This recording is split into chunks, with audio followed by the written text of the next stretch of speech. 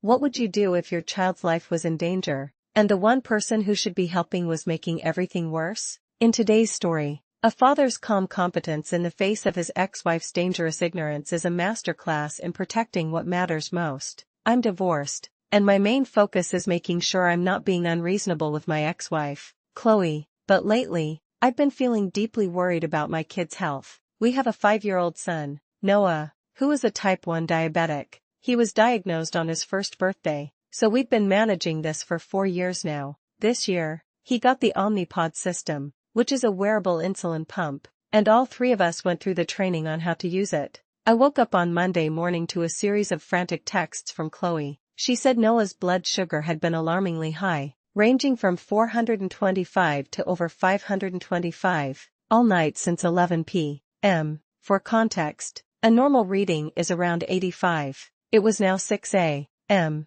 and his levels were still dangerously high. She was even saying he might need to go to the hospital. Then she wrote, "Maybe change his pump, maybe he needs a new one." This was her way of telling me to handle it in an hour and a half when he was scheduled to be dropped off at my house. My first instinct was also a pump issue. I texted her back immediately. "The doctors say to take his pump off, give him insulin from the pen, then put a new pod on when he comes down. This isn't just a suggestion, it's the mandatory, basic protocol for using this system for our son." Her reply was baffling. "The doctor said to do that if the pump doesn't work." "What doctor told you that?" I calmly explained that this was the exact recommendation from our last endocrinologist appointment, which I had attended with Noah. Chloe's response left me cold. "You can try what you want at your house. If he's not down by noon, you'll need to take him in or I will." I was beyond frustrated. By that point, my son's blood sugar had been in a critical range for 7 straight hours. By the time she dropped him off with me at 7:30 a.m., it would have been 8.5 hours with his blood sugar over 400. As one online commenter pointed out, a blood sugar level over 400 should have prompted a visit to urgent care immediately, not a wait of 7 to 13 hours. Her incompetence was frightening. Chloe had already admitted she was at a loss and was considering the hospital, so why on earth would she be okay waiting until noon? That would be a full 13 hours of severe hyperglycemia, putting him at a certain risk of DKA, a terrifying condition where his blood literally turns to acid. I replied, trying to inject some urgency, "If you bring him to me ASAP, I'll get his blood down quick. If you think he needs a new pump, you should not wait on that. Especially if you think he's close to hospital level. You need to provide me with all the troubleshooting steps you've already attempted." This is where she revealed her greatest fatal flaw, her towering pride, which made it impossible for her to admit she was out of her depth, even at the direct expense of our son's safety. Her response was a tirade of deflection. "I don't think there is anything wrong with the pump. I don't think you realize how high his blood sugar is. This is much worse than normal. If this happens at your house a lot, then there is a serious problem. Troubleshooting steps? This is our son, not a robot. Try to care for him just like I have done all night. If he's not better by noon, we will take him in. Hospitals help, not harm." It was clear she had no idea what she was doing and was twisting it all around on me. To her claim that she didn't think anything was wrong with the pump, I simply reminded her of her own text from earlier where she explicitly suggested it might need to be changed. I decided to ignore her other jabs. My son was my only priority, and I felt utterly helpless knowing I could fix this while she was refusing to follow basic medical training. I tried one last time to get the critical information I needed. "Tell me what steps you've taken throughout the night." I typed, "Did you bolus for phantom carbs? If so, to what degree? Did you test for ketones?" Her reply was a bombshell of incompetence. She said she hadn't tested for ketones and that I could do it on my time. She then admitted she had been trying to trick the pod into giving double doses all night and had just removed the pod and given him long-acting insulin,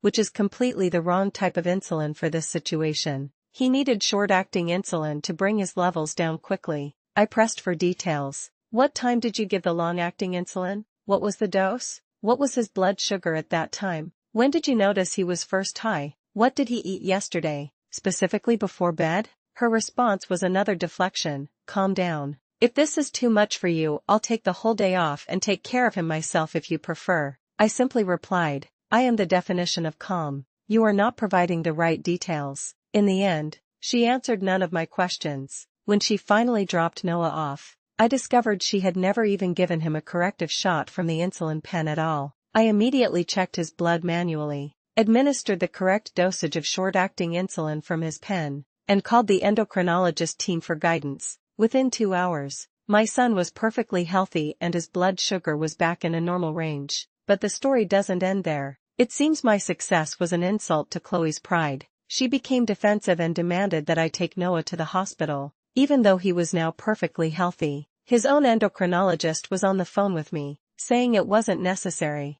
that he was fine with only trace ketones and no risk of DKA, and just needed to be monitored. Chloe refused to accept this. She called the cops on me. The officers arrived, saw that Noah was happy and healthy, and told her he was fine. Undeterred, she then called the fire department. The firefighters showed up, assessed my son, and also told her he was fine. At her continued insistence, and just to make it stop, I took him to the emergency room anyway. We spent 3 hours there while he underwent tests and was given fluids, only for the doctors to release him, confirming he had been fine all along. To top it all off, the hospital sent us a behavior contract, stating that if these kinds of outbursts continue, they might dismiss my son as a patient entirely. I just needed to check myself. Reading back our exact texts, was I being a jerk? Did I sound like I was freaking out? I'm genuinely worried for my son's future in situations like this with a woman who exudes so much pride and ignorance at his expense.